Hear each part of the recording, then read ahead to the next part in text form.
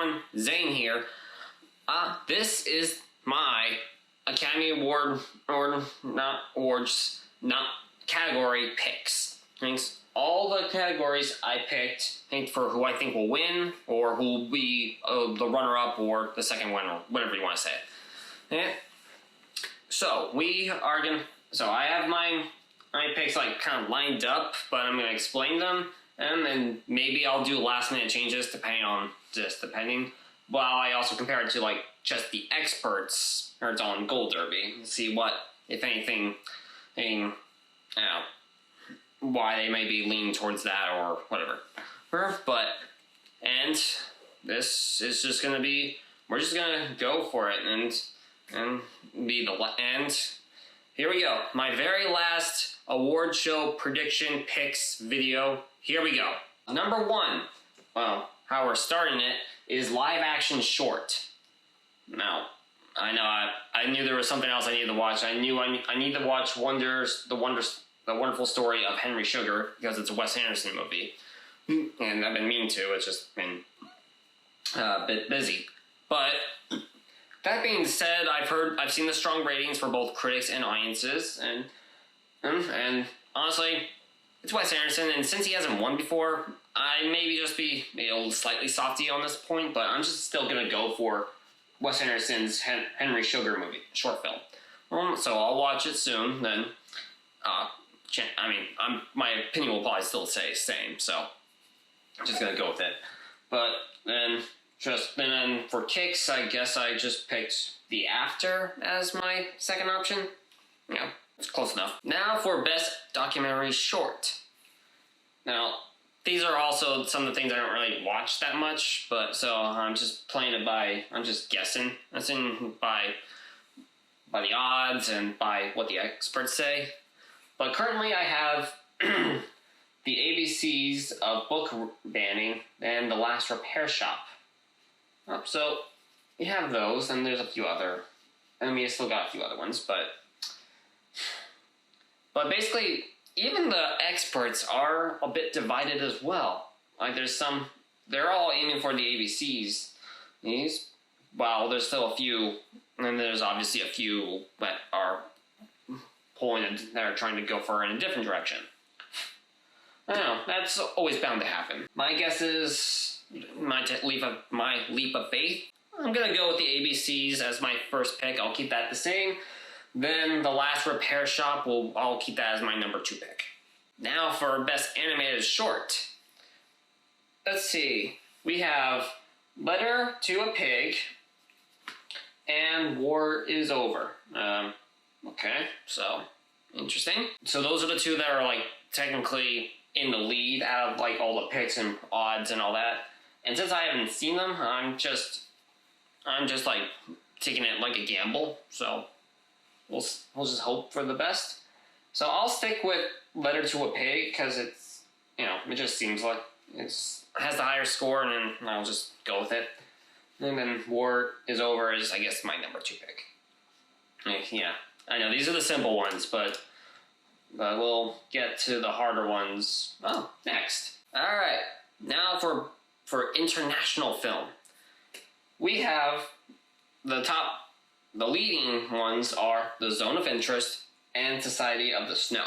Now, luckily I have seen both of them. They're both good, they're both good, in different ways. And and also have a lot of disturbing and tough subject matter. Yeah, so I think, as I said with my previous video, I didn't put Zone of Interest in the high. I put it at number 9, but that's compared to, because it was also nominated for Best Picture. However, for foreign language, it's a little bit different. And also, like, a lot of people are and everybody's kind of saying it's likely it's not gonna win the top ones, but if it's gonna win anything, it'll win Best Foreign Language Movie or International Film, whatever the category says. Now, and despite me, I do like The Society of the Snow better. I thought that was a little bit of a better movie and slightly better made, but however, I feel because of the subject matter and the more popularity and just more Holocaust stuff and all those other things. Things what the zone of interest does tackle gold, whether it's successful or not, it still does a fairly solid job with it, and it's like more and maybe a little bit more relevant. So I'm picking Zone of Interest to win Best International Film, with The Society of the Snow as my number 2 pick, the runner-up. Yeah, so that's pretty fair. All right, for documentary, again, I have not seen any of these, so I guess we're just playing it by the odds and the top picks. The top picks, the big R, 20 Days in Maripul, sorry if I'm butchering that name, but, and Four Daughters. Okay. Well, again, I just have to play it by ear, so I think I already picked, those are, in that order I did pick it, so 20 Days is what I picked to win, so I'll just keep that, then Four Daughters is the second rank, I know, yeah. But hey, best of luck, and I'm sure, but if but remember, if they're all have good odds and are ranked by even the experts, that's always a good sign. Best Animated Feature Film. Now, I have only seen one of these, and yes, this is Spider-Man Across the Spider-Verse. A phenomenal movie, no doubt. But I've also heard good things about The Boy and the Heron, and apparently that's also very high up there too, while the other movies have a bit of a mixed bag, or it's just their odds are lower. I guess that's probably the respectful way to say it. I mean, I was always picking Spider-Man, but let's just take a quick look at the expert picks really quickly and just see how many are also leaning in that direction. So we got a couple, 5, 7, 1 Boy and the Heron, make that 3, 8, 11,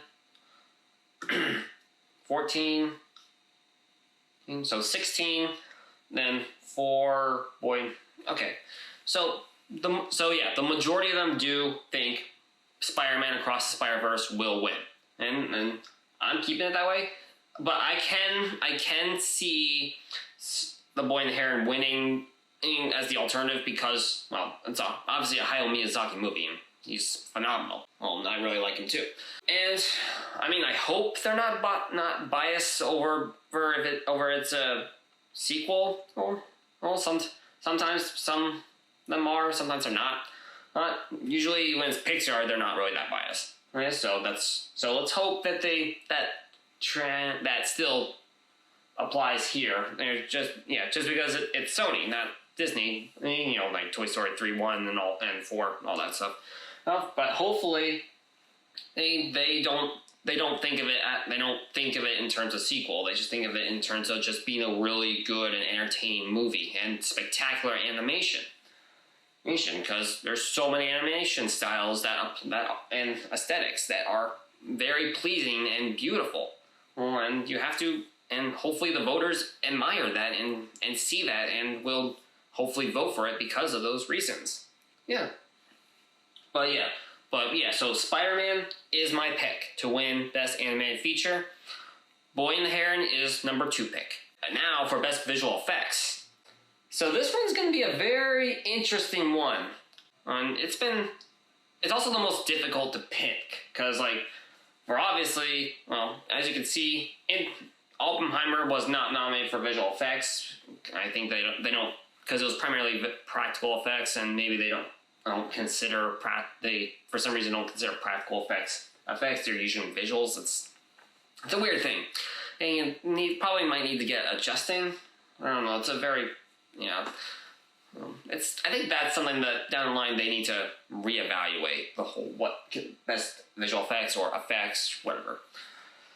But the real debate is between The Creator and Godzilla Minus One, because both have really good effects and they're done in very different ways. And obviously Guardian's Mission and Napoleon also have really good visual effects, but we can probably all see that it's head-to-head between The Creator and Godzilla. Now, why is that? Well, for one, Godzilla used kind of like old school techniques, and they didn't have like a big amount of like Hollywood visual effects resources, and they still pulled it off and still looked really good.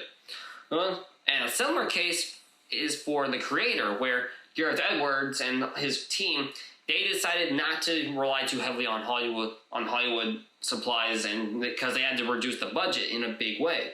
And part of that being how they rendered their visual effects was just more out of the box compared to how they usually do it. Where they usually render it after certain things. They planned for it. Then when they did render it, it looks so real.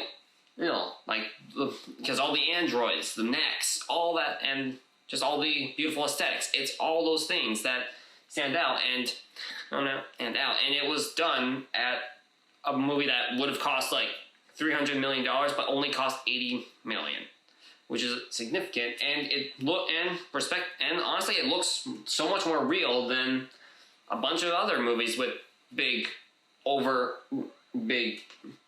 pricey budgets and all that stuff. Yes, I'm looking at you, Marvel and DC. I mean, with the exception of Guardians of the Galaxy, obviously. So basically, and also for the past few months, there have been videos and articles referencing these two movies specifically about the use of visual effects and just on set locations, and not relying too heavily on green and blue screens everywhere they go. Not carrying too much baggage is one way to say it.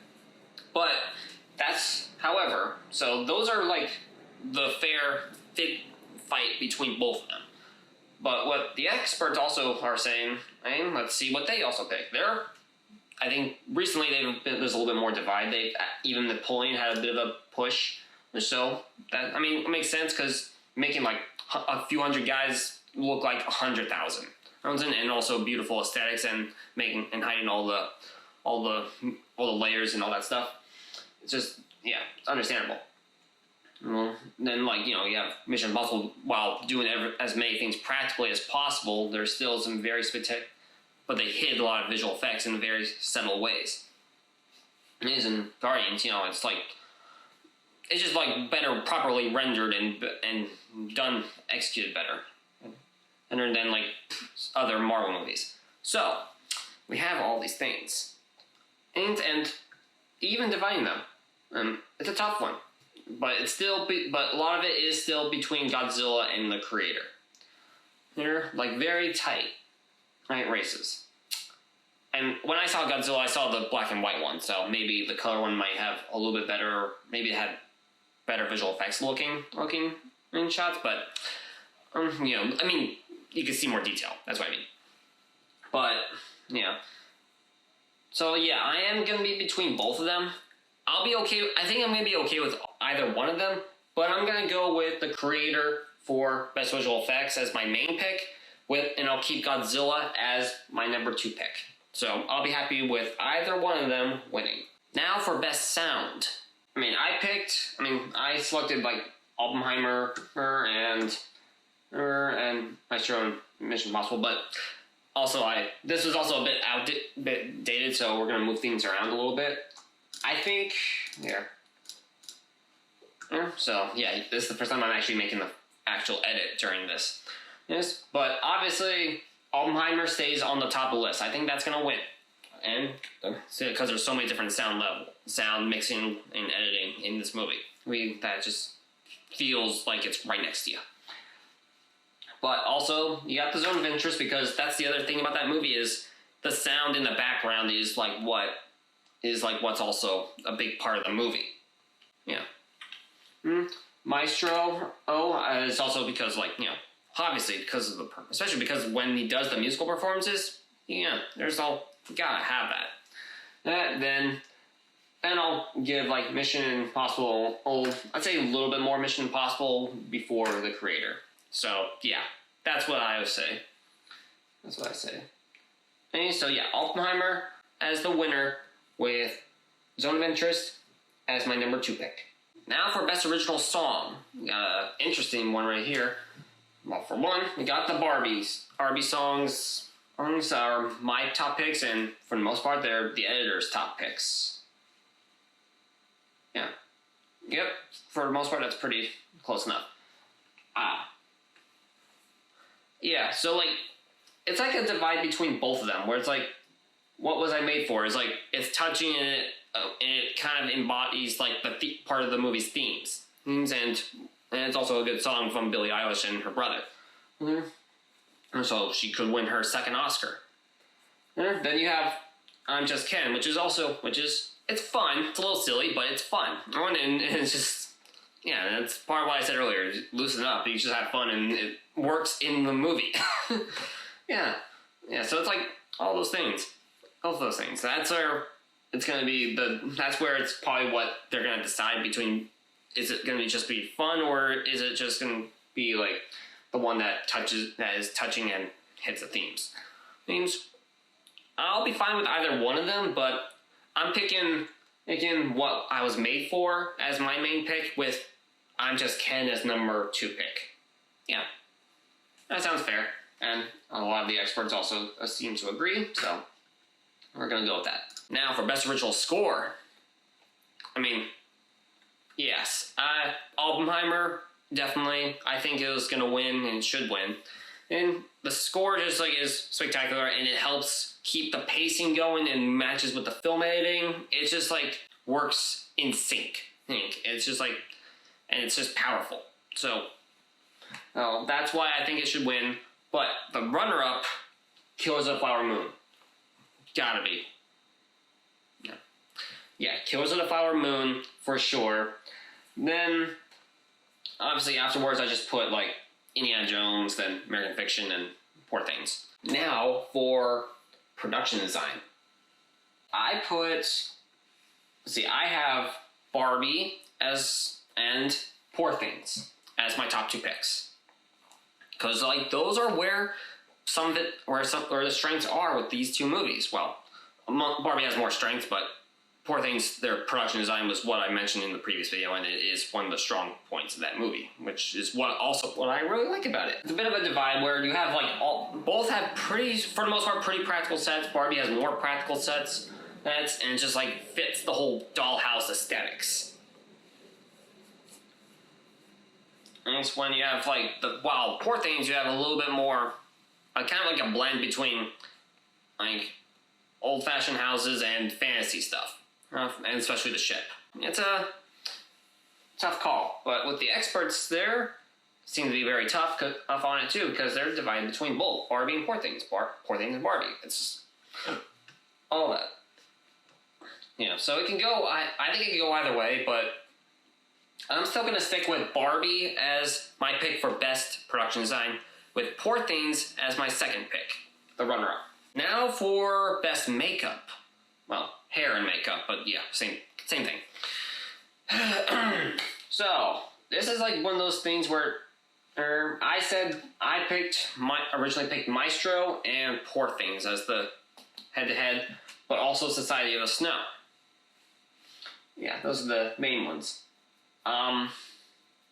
Yeah, so it's a bit of a, but also at the same time I have to think about hairstyle too, so I think it's more, so when I put Society and Oppenheimer, I think I was tied between them, but I think maybe it was because I put Society of Snow because of just because of their being more in the conditions.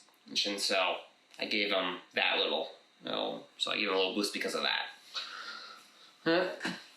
Now Maestro, you have to make Bradley Cooper look like look like the guy. And then you have Poor Things, not just the hairstyle, but you have Willem Dafoe looking like RoboCop, basically. Cut up and so, but yeah, that's one way to say it. Even the experts are also a little bit divided on both those ones. Yeah, so I think I'm gonna stick with Maestro, but it could be Poor Things. So, yeah, best film editing. Yes, obviously I put Oppenheimer as my main pick, and I am going to keep it that way. The runner-up ones, we got Killers of the Flower Moon is what I also picked as the runner-up. And then the other one is Anatomy of the Fall. I felt like those three are the best edited ones out of these five. Right? Yeah. So yeah, it just works. Holdovers is like solid, but it was like kind of standard. But it's okay. But it worked. But it does work in favor of the movie. So Poor Things, for the most part, is good, except for a few bad cutaways. But unnecessary cutaways. But yeah. So, but yeah, Oppenheimer or Killers or Anatomy. If we want to go all three. All right, everybody. Costume design. Yeah, it's between Barbie and Poor Things. Yeah, it's pretty fair fight. It's understandable. I mean, honestly, I'm leaning towards Barbie. I always have been, and I kind of am, just because of you have to recreate all the old fancy Barbie doll clothing from Barbie dolls. I wasn't actually put them in there, and they're all in their colorful. And for not just the main characters, but all the extra Kens and Barbies. It's just like, and all the colors. It's just, So I think it's, So, but yeah, then you also have Poor Things, which, old, more 1800s style clothing, Or I think that's what year that movie takes place, or supposedly. I don't know. They got a little bit, they didn't really specify that. But you get what I'm trying to say. But yeah, Barbie first, but Poor Things is alternative option. Yeah. Now for best cinematography. Oh, here's a fun one. I originally put Oppenheimer, and I still put Oppenheimer to win best cinematography. Very good lighting, good dolly movements. Yeah, I'm looking at you. And just like the texture, the shooting on film, 65 millimeter and IMAX. It's just like all that. It's just like spectacular. And this could win. It'd be a big movie to win for. If it wins best cinematography, it'll be big for IMAX and 65 millimeter film.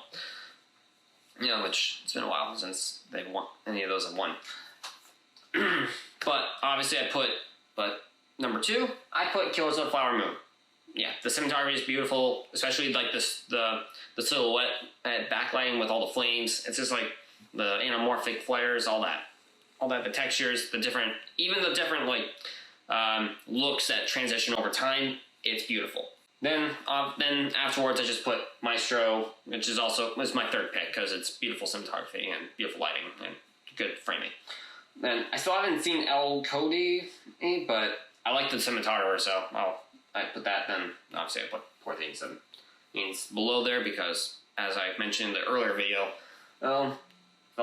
felt like the certain framing, certain focal lengths and use of zooms were more distracting and takes us out of the movie rather than innovative or creative. But good lighting, and for the most part are good and pretty good dolly movements. Until as long as they didn't have zooms on them. But yeah, Oppenheimer, main pick. Killers of the Flower Moon, pick number 2. So yeah, we have a bit of a tough one right here with best original screenplay. Okay. I originally did put the Holdovers with Anatomy of the Fall, and Past Lives. I guess those ones. This is before I saw them. Then I had May, December, and Maestro on here, the lower ones for, anyway. But now, it's like, because now more people are seeing Anatomy of the Fall, more recently, because more people saw the Holdovers before that movie, so, before Anatomy of the Fall, so that's probably going to be why it goes back, and it's going to go hard between both of them. And they're both really good screenplays, so it's a very tough decision. Even the editors have a bit of a tough call on it. And I mean, Fall Holdovers, and you have Holdovers, and even Past Lives for a couple wildcard ones. So yeah, it's a tough one. But come on. All right, but I think, as much as I love the Holdovers, I think I'm going to pick the Anatomy of the Fall to win Best Original Screenplay, but I'll have the Holdovers as my number 2 pick. Yeah, that, and then Past Lives, May, December, Maestro. So those are my picks for originals, my rankings, or whatever you want to call it, for original screenplay. So Anatomy of the Fall or The Holdovers. Yeah, I think that is fair, and we can move on from there. We are now on adapted screenplay. Now this is going to be an interesting one because, well, for one, I did start off with picking Oppenheimer or Barbie or American Fiction. Fiction as screenplay thing, and then Poor Things and Zone of Interest. That I'll get into those later in a second. So yeah, and also like a little pet peeve, they snubbed Killers of the Flower Moon out of the adapted screenplay. Really? Come on. Honestly, they should have nominated Killers of the Flower Moon over the screenplay for Zone of Interest, respectfully. I mean, then I feel like that's my pet peeve. That's my personal pick. I don't know. They agree or disagree, but I just feel like that would have been better suited. Now, but unfortunately, this is the reality. No Killers of the Flower Moon nominated for adapted screenplay. So, and that was my original second pick. But right now we're in a bit of an interesting debate between particularly these four, because I don't know, Oppenheimer is a really good screenplay, and it's a tough one. But also Christopher Nolan's nominated for the other two categories, which he's very likely to win, which we'll get into in a couple minutes. So some voters might consider that, but it could be like last year where maybe it could be this and the other ones. So it's both. So it could go either way. But you also got American Fiction, and Barbie, which both are interesting stories and tackle certain themes and social commentaries. And have good dialogue. So Now, Poor Things. Honestly, the screenplay for Poor Things is actually pretty solid. Yeah, Tony's screenplay is what I wrote, is for the most part what I do like. I do like the screenplay. Yeah, he's a solid writer. However, but just not as much as the other ones, respectively. Okay, so we're in a tough spot right here. But I think I'm gonna keep this order right here. Oppenheimer as my pick for adapted screenplay. I'll go with it. But the runner-ups, I'm gonna say I hate to make it a tie for runner-ups, but I just can't do it any other way. Where I go Barbie and American Fiction, I'll tie for the joint runner-ups. Yeah, so that's what I'll pick for the runner-ups. Now for Best Supporting Actor. Now I originally picked Robert Downey Jr., and then Ryan Gosling, then Robert De Niro. yeah, fun one. Yeah. But also, like, Robert Downey Jr. I know, we got the dude Roberts with the D's in. Robert Downey Jr. has been winning a lot of the awards, and it is also one of his best roles in a while. Then Ryan Gosling as Ken it was fun and hilarious and just like hits in a good way. And then Robert De Niro, he was just spectacular in that too. Yeah, all five of them are spectacular. But these are just my top three picks. But in this order, I'm actually going to keep it the same. Robert Downey Jr. for Oppenheimer is my pick for Best Supporting Actor. I think it's a good role, very, very well. And he did it really well, knocked it out of the park, and it's on point. Then Ryan Gosling is my number 2 pick. Okay? Robert De Niro, number 3. Now for Best Supporting Actress. Honestly, this list, I'm keeping it the same. I vote Divine Joy Randolph for The Holdovers to win Best Supporting Actress. I also put Emily Blunt for Oppenheimer as my number 2 pick, and Danielle Brooks for The Color Purple as my number 3 pick. Yeah, that's what I pick. Okay? They're all great, but this one, it was just stood out really strong in this, but she stood out really strong in The Holdovers. Now for Best Actor. This one's has been a bit of a tough one for a while, where it's shifted so much. But right now it's closing in between Paul Giamatti and Cillian Murphy. Then I guess Bradley Cooper's number 3 pick, but it's technically between Paul and Killian. So yeah, it's a tough one. Because like, yes, I mean obviously Killian playing Oppenheimer and is one of the biggest roles he's gotten on, and it's like his 6th collaboration with Christopher Nolan. And you know, then you have Paul Giamatti. I mean, also spectacular, and also knocked out of the park at the holdovers. It's like one of the strongest points of the movie. So I mean, the movie, the holdovers, is strong with its actors, which I think is part of what I'm saying on this one. So, and I like them both, and the editors they like them both too. Yeah, but I am gonna say, I'm gonna go on a limb and say Paul Giamatti for the holdovers to win Best Actor, with Cillian Murphy as the runner-up or the 2nd pick. Now for Best Actress. We got Emma Stone versus Lily Gladstone, and usually those are the 2 big ones, but you also got Sandra Hüller, winner for Anatomy of the Fall, has been going up in the ranks now that more people have seen Anatomy of the Fall. So I might be shifting my ranking.